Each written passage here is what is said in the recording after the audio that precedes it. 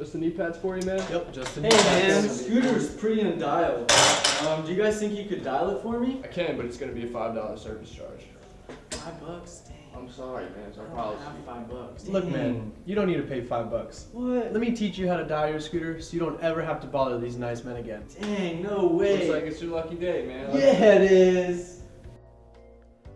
Okay, so before you dial your scooter, you need to know the signs of an undialed scooter.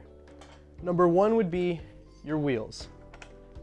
You'll see that your wheels shake around, there's some play in there, and the number one sign of that is they make a lot of noise. The next sign would be your compression system.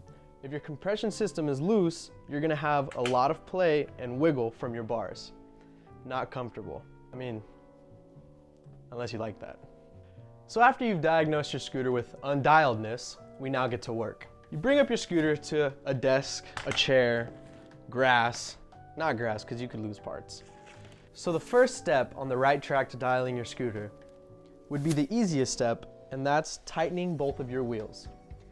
Today we're gonna be using a 6mm Allen wrench and a 1/2-inch socket. Simply place your socket on one side, and on the other, you have your 6mm. Once you insert the 6mm and your socket's in place, righty-tighty away. You don't want to strip anything, so you want to be nice, gentle, firm, but not too aggressive. They don't like that. And there you go, one wheel has been tightened. Now let's go to the back. Now that we finished the front side, now we're gonna get it from the back. Still, we're gonna use the 6mm, and thanks to North scooters, we don't need the socket for the back. It'll simply hold the nut in place. So if you look back here, it'll be on the left or right. You just insert the 6mm and righty-tighty. Not too much, but just enough. That's the way, You like it. There we go. Second wheel, nice and tight. Now that we're done with the easy part, we're gonna get to removing our bars so that we can access the compression system. So first we're just gonna loosen up our SES or HIC, whichever you roll with.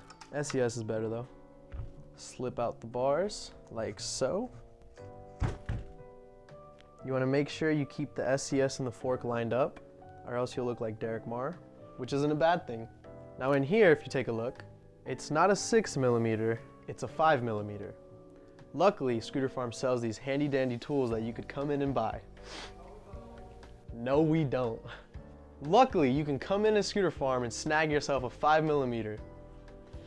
But let's get to work. We're gonna insert the 5mm into the bolt inside the compression system and tighten it away. You know you did a good job if it doesn't shake at all.